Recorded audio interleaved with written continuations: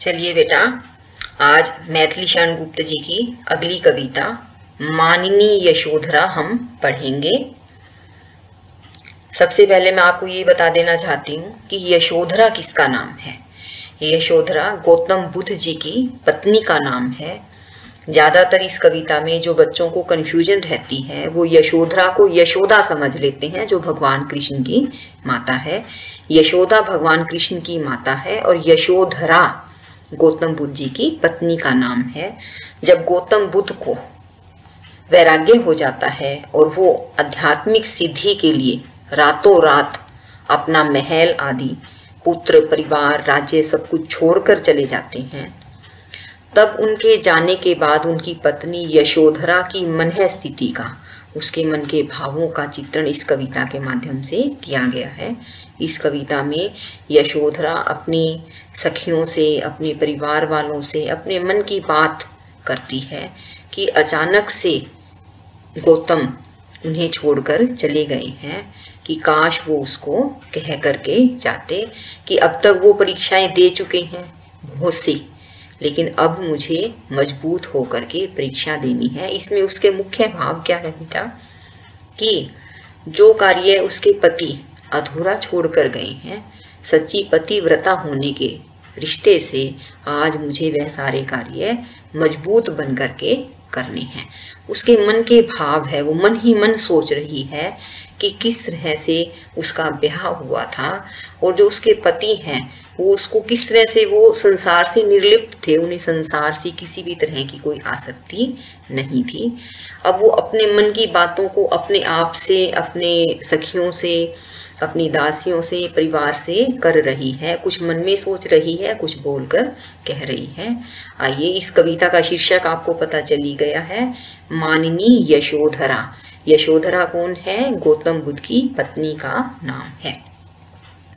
वो क्या कहती है कि अब कठोर हो ब्रजादपि ओ कुसुमादपि सुकुमारी।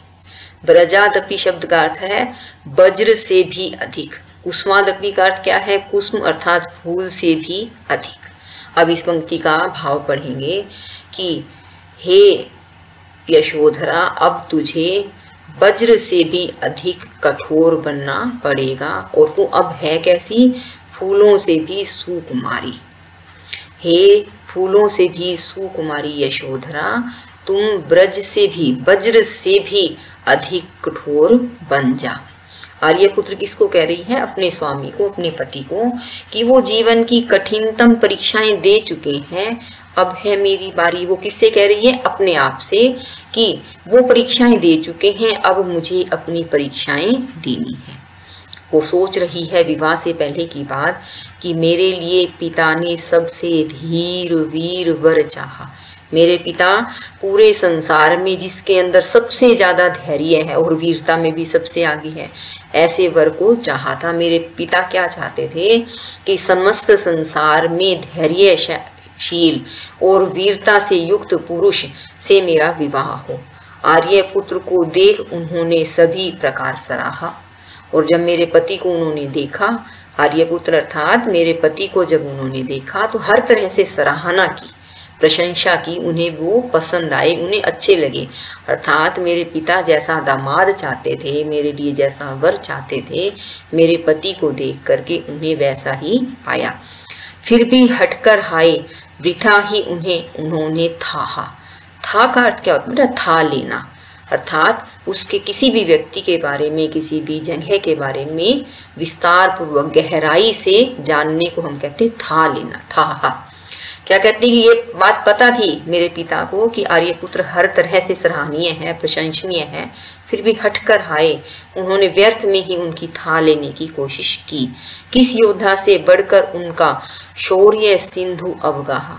उनकी था ली, उनकी गहराई मापने की कोशिश की, लेकिन संसार में किसी भी योद्धा से बढ़कर उनके शौर्य की, उनकी कीर्ति के जो समुद्र है उसकी अवगाह शब्द का अर्थ क्या होता है बेटा? उसकी डुबकी, अर्थात कि उसकी गहराई को माप नहीं सके। ऐसा कोई भी योद्धा नहीं था जो उनसे टक्कर ले सके। अगर आप संक्षेप में ये बात लाइन लिखते हैं कि मेरे पति, मेरे होने वाले पति से बढ़कर शौर्य से युक्त, वीरता से युक्त कोई भी व्यक्ति, कोई भी योद्धा इस संसार में नहीं था। क्यों कर सिद्ध करूं अपने को, मैं उन नर की नारी, आर्य पुत्र दे चुके परीक्षा अब है मेरी मारी। उन वीर पुरुष, उन नर की, उस मानव की पत्नी होने का जो अधिकार है, अर्थात मैं उसके योग्य हूँ, यह बात मैं किस बात से, किस प्रकार से सिद्ध करूं। आर्य पुत्र तो अपनी परीक्षा दे चुके हैं, अब मेरी बारी है। यशोधरा मन ही मन सोच रही है कि मेरे पिता न चाहते हुए भी, अर्थात उन्हें पता था कि यह शक्तिशाली है, फिर भी उनकी परीक्षा लेने की उन्होंने सोची, और फिर उन्हें मेरे पति के बराबर तुलना करने वाला कोई भी योद्धा नहीं प्राप्त हुआ। इतने वीर, इतने महान पुरुष की पत्नी मैं हूँ, अर्थात होने के योग्य हूँ, इस बात को मैं कैसे सिद्ध करूँ। वो तो अपनी परीक्षा दे चुके हैं, अब मेरी बारी आ गई है। आगे देखते हैं क्या कहती है कि देख कराल काल सा, जिसको कांप उठे सब भय से, गिरे प्रतिद्वंदी नंदार्जुन नाग तत् जिस है से।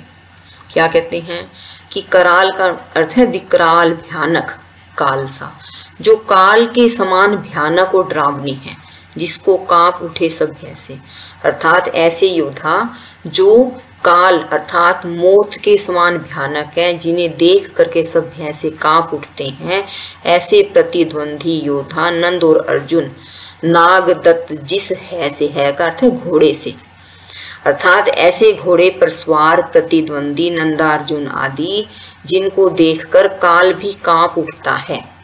वह घोड़ा, वह तुरंग पालित कुरंग सा नत हो गया विनय से।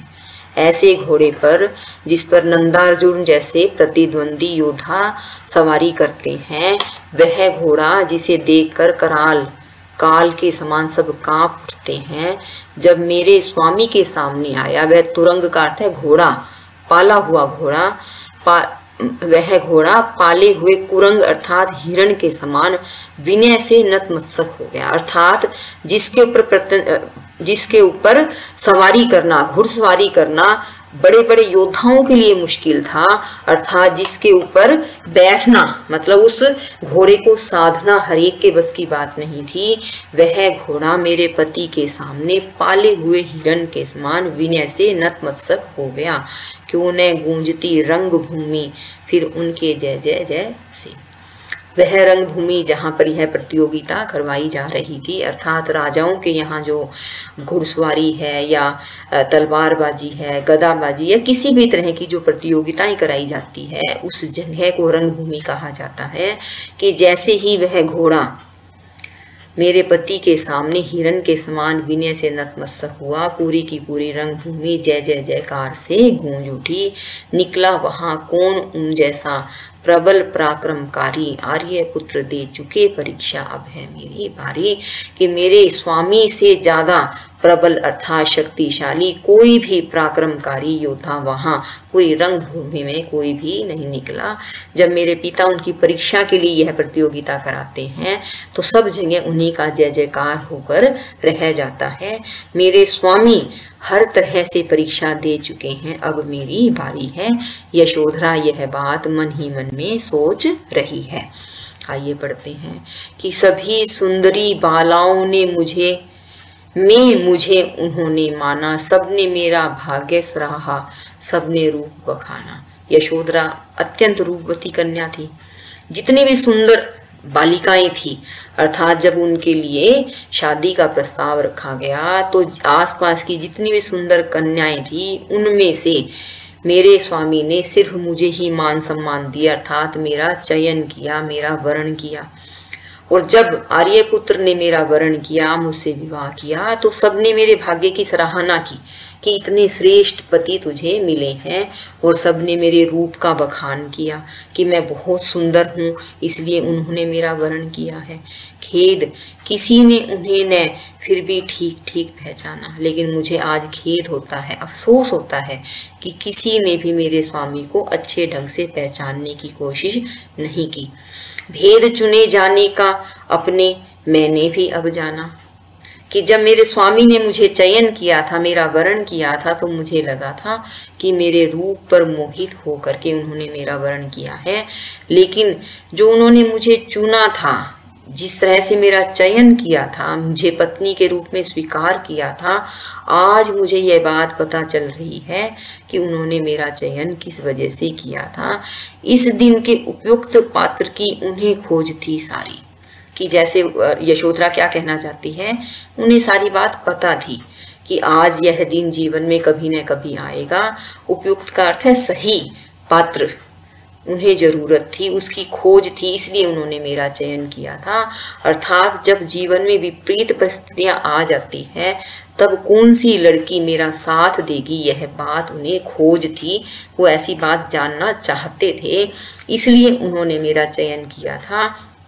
यशोधरा क्या कहती है, मुझे लगता था कि मेरे रूप को देखकर किया था, नहीं, उन्होंने मुझ में वो काबिलियत देखी थी कि जो ऐसी स्थिति के अंदर मैं अपनी गृहस्थी को, अपने राज्य को, अपने परिवार को, सबको संभाल सकूं। वो कठिनतम परीक्षाएं पार कर चुके हैं, अब मेरी बारी आ गई है। यशोधरा मन में क्या सोचती है कि जिस सिद्धि के लिए मेरे स्वामी इस संसार से गए हैं, सिद्धि प्राप्त करने के लिए गए हैं, वह उन्हें प्राप्त हो, और जो काम वो इस संसार के, गृहस्थी के, राज्य के छोड़ कर गए हैं, मैं उसे भली प्रकार निभा सकूं। मेरे रूप रंग यदि तुझको अपना गर्व रहा है, तो उसके झूठे गौरव का तूने भार सहा है। अब वो मन ही मन सोच रही है, हे मेरे रूप रंग यौवन, कि जिस सुंदरता की सभी प्रशंसा करते हैं, वो उसको संबोधित करके कहती है कि यदि तुझे तेरी सुंदरता का, हे मेरे रूप रंग, अगर तुझे तेरा अपना घमंड है, तो सच मानो तूने अपने झूठे गौरव का एक वजन, भार उठाकर ही सहन किया है। क्योंकि आर्यपुत्र मेरे रूप रंग को देखकर मुझे चयन करके नहीं लाए थे। तू परिवर्तनशील, उन्होंने कितनी बार कहा है कि यह जो शारीरिक सुंदरता है, यह परिवर्तनशील है, आज है कल नहीं होगी। वो बार बार यह कहते थे कि मनुष्य की पहचान उसके आंतरिक सौंदर्य से होती है, उसके अंदर जो समस्याओं से लड़ने की काबिलियत है, हर स्थिति में प्रतिकूल हो या अनुकूल हो, अपने को स्थिर रखने की जो काबिलियत है, वह सबसे बड़ी है, उसी की ही कद्र होती है। शारीरिक सौंदर्य कभी है और कभी नहीं है, यह बदलता रहता है। फूला दिन किस अंधकार में डूबा और बहा है, कि ऐसा कोई दिन कभी नहीं निकलता जो अस्त होते होते अंधकार में नहीं डूबता हो। अर्थात जो बनता है वह मिटता है, जो चमकता है वह कभी अंधकार में भी चला जाता है। किंतु अंतरात्मा भी मेरा था क्या विकृत विकारी। अब वो ये कहते हैं कि मैं अपने रूप सौंदर्य का अगर घमंड करती थी तो यह तो बात गलत थी, लेकिन क्या आर्यपुत्र को मेरी अंतरात्मा भी विकृत विकार, विकारों से विकृत, अर्थात जिसमें अनेक प्रकार के विकार हैं, किसी में मोह है, क्रोध है, अहंकार है, ये सब क्या है, हमारे अंदरूनी विकार हैं। तो यशोधरा सोचती है कि क्या मेरा मन, अंतर मन भी, मेरी अंतरात्मा भी विकारों से विकृत थी, जो वो मुझे बिना बताए अचानक से सिद्धि के लिए चले गए। उसके मन में ये संकल्प विकल्प चल रहे हैं, वह अनेक प्रकार की बातें सोच रही है, उसे कभी कुछ सूझता है, कभी कुछ सूझता है। उसको लगता है कि मेरे साथ ऐसा क्यों हुआ है, वो इतने महान पति थे, उन्होंने मेरा चयन किया है तो किसी पर्पज, किसी उद्देश्य के लिए किया है। तो आज वो यह सोच रही है कि वो अपनी कठिनतम, मुश्किल से मुश्किल परीक्षा अच्छे से पार कर चुकी हैं, उनकी पत्नी होने के रिश्ते से। अब मेरी बारी आ गई है कि मैं उस परीक्षा को पार करूं। आर्यपुत्र दे चुके परीक्षा, अब है मेरी बारी।